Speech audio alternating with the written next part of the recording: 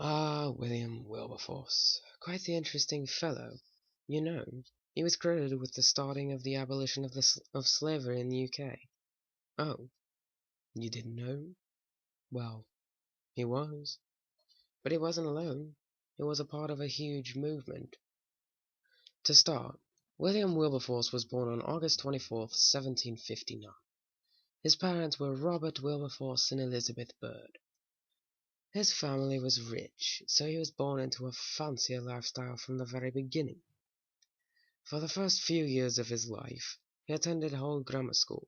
Unfortunately, after those first few years, in 1768, his father died, and he had to go and live with some other relatives to attend a boarding school in Putney. During his school career, he was introduced to many different things. Many of such things had to do with religion, and such of those religions were evangelism or Methodism. These conflicting religions, however, caused many family-related issues, and he was forced to leave that boarding school in Putney.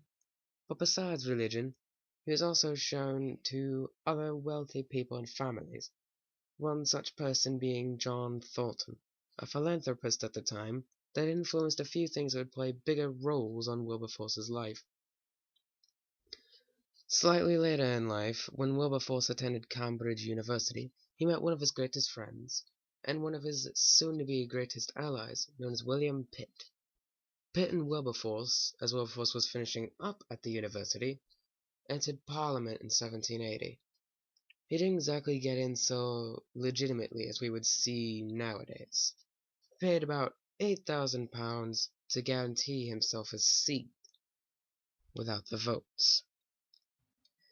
In the autumn of 1783, 3 years after he had entered Parliament, Wilberforce, Pitt, and Edward Elliot, later to be Pitt's brother-in-law, went on a 6-week vacation around Europe.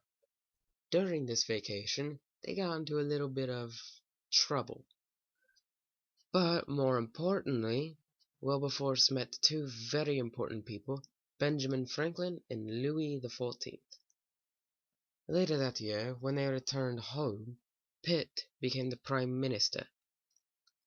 Even though Pitt and Wilberforce were beyond great friends, Pitt did not give him a ministerial position, somewhat due to Wilberforce's eye problems.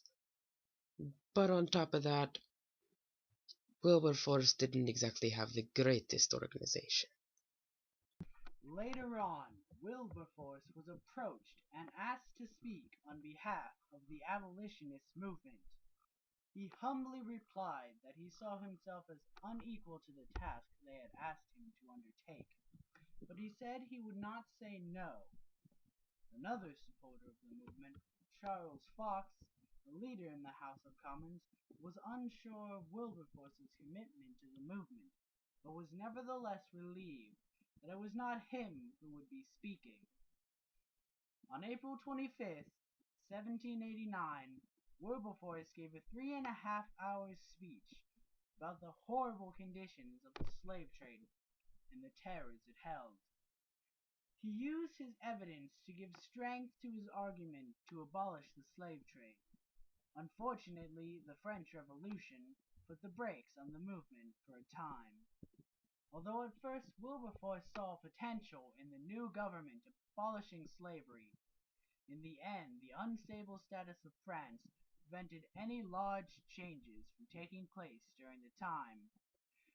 On April 18, 1791, Wilberforce proposed a bill to abolish the slave trade, but on the 19th the bill was defeated by those who were in higher positions of power. But they did not give up. Again they brought forth the bill. In March 1796 it was defeated by a mere 4 votes. Unfortunately, it was discouraging to be so close, for not only did it lose by only a few votes, but some of its supporters were not even at the vote, and had taken the night off and went to the opera instead.